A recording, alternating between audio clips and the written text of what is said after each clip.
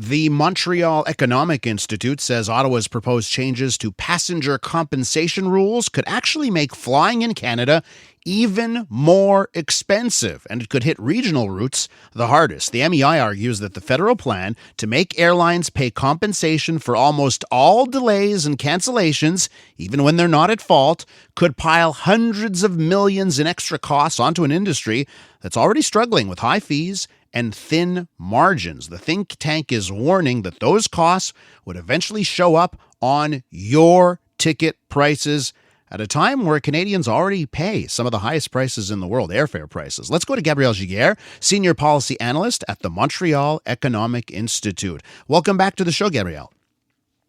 Hi, pleasure being with you. So what are the new, tell me about these new rules. Just exactly what is Ottawa proposing here? How would it work? So there's a couple of things, but the two main things is that they will change the circumstances where the airline carrier needs to compensate passenger.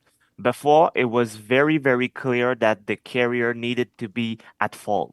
Now it is less clear. Now we want to talk about exceptional and unexceptional circumstances. And so if it is exceptional, obviously there won't be any compensation. But now the federal government cannot uh, cannot think about every aspect of circumstances that Mm-hmm. could be considered unexceptional. And by that, what I mean is that if there is some cybersecurity element, well, it's not in the exceptional list. So where would it fall? It creates a lot of uncertainty, and that is problematic, definitely. Hmm.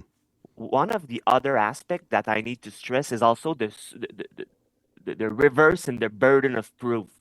So earlier, the airline carrier, when there was a delay of 3 hours and 1 minute, so that the carrier needs to compensate for $400, well, it was different because basically the passenger needed to table a complaint, and then the carrier will see it, it won't be by it won't be by default its fault.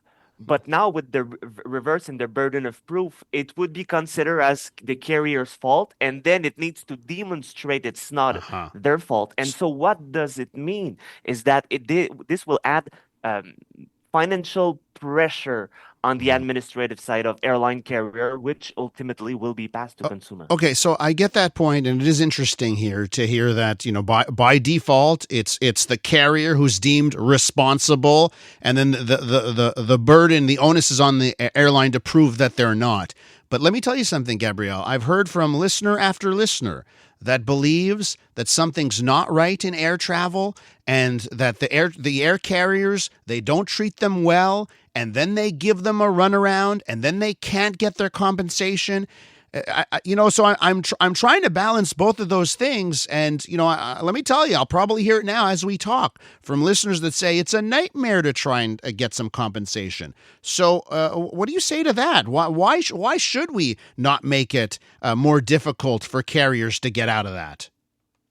It is a good question. Well, the first thing we need to understand is that there was a massive change in terms of compensation framework in Canada in 2019. Now there's something, of course, everybody remember in 2020, the pandemic, which changed the dynamic where, of course, I mean, the service was not as good as we would all like, but there was the pandemic. And in 2022, an explosion in terms of flight delay. I'm sure everybody remembers in newspaper delay after delay after delay because it was difficult. But now with the data we are seeing, this is a declining trend. And so what I think Ottawa should do is before rushing to adopt a new regulation to be more strict, it should wait to see what's the actual impact of the new regulation they put forward in 2019 so that we have a couple of annual data to see what is the trend because we are going back into the 2019 trend, which is a good thing because obviously, and people are right to say there was a lot of delay during 2022, for example. And so I think Ottawa's legislator needs to wait a bit just to see how things are going with the actual framework. We're with Gabriel Giguère, a senior policy analyst at the Montreal Economic Institute. We're talking about the federal government's plan to make airlines pay for compensation for almost all day delays and cancellations.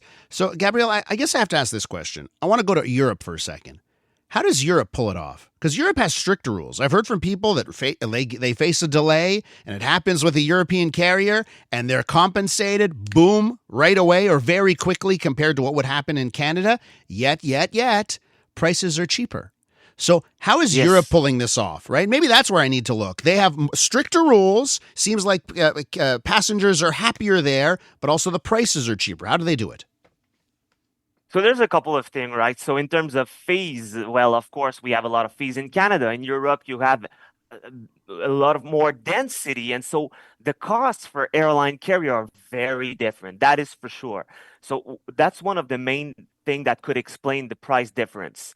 We're 40 million in a very fast country with a very rude winter. That's not the case when you are traveling from France to Belgium. So that explains something. Now, on terms of the regulatory framework, of course, it's stricter. But the reality is that we are currently living in North America. And if we look at the south of the border, we have an administration that is looking not to go and be stricter. They don't want to adopt the kind of regulation we adopted in 2029 in 2019. And so what it creates, and it one of the aspects I haven't mentioned yet, but it's certainly one thing we need to keep in mind, is that if we put forward a regulatory framework that is heavier on airline carrier, which would add additional cost on price ticket, well, people might go to United States to take the plane because it will be cheaper because the airline carrier doesn't have that pressure in terms of regulatory framework. I'll do an example for you. I'm sure everybody in Montreal know that. When you want to go into the United States, sometimes people will go to Plattsburgh, which brand themselves Montreal Plattsburgh Airport. In Toronto would be Buffalo. In Vancouver would be Seattle. And so the airport at the south of the border will become more competitive than ours. So we need to keep that in mind also that it's interesting. It happens in Europe, but we are North America. And with the United States, we are creating a gap between our regulatory framework. And I know it may not be the most popular of things right now, but I guess to your point, right? You have a lot of Montrealers that go to Florida, let's say, for the winter, right? So their option is you can take one of our carriers, an Air Canada and Air Transat, from Trudeau Airport down to Florida to Miami or Fort Lauderdale. And if the government goes ahead with this, you would see an even bigger price disparity between Trudeau Airport to Florida versus Plattsburgh to Florida? That's what you think would happen? I'm not saying the gap will explode. I'm just right here. I'm saying that if you add stricter rule in the regulatory burden, it will cost more dollar for the airline carrier, and it won't be the one who would absorb it. Do, We are going to be the one who absorb it. So in that sense, we might see a price gap with it. Of course, it won't be by $100 to be quite honest, but it's in the line of having more fees, having stricter regulatory framework. Those things adds up. It won't necessarily be one thing, but the addition of it will definitely add up some cost on the price ticket. And you were mentioning the difference with Europe and Canada in terms of price. Of course, density. Of course, the vast territory of Canada. But there's also other things. I mean, we need to think about the airport rent that the airport the management society the organization of airport ADM in Montreal Trudeau are paying. It's 50 to 60 to 70 million dollar every year. And so because of this, they can use that revenue to upgrade their the airport basically. And so they will charge us a higher fees mm-hmm. years after years after year. The fee is always higher, and so this reduce affordability on price tickets. So if government of Canada really wants to to push downward the price, they got they can act on some things on our airport rent, on fees, also on security, which is way higher than our comparison in United States. Listen, it's a fascinating discussion, and in my mind, I'm trying to make sure passengers are respected in this country, but that we don't end up paying the highest airfare in the entire world. Gabriel, thanks for the conversation this morning. I appreciate it. It was a pleasure. Gabriel Giguère is a senior policy analyst at the Montreal Economic Institute.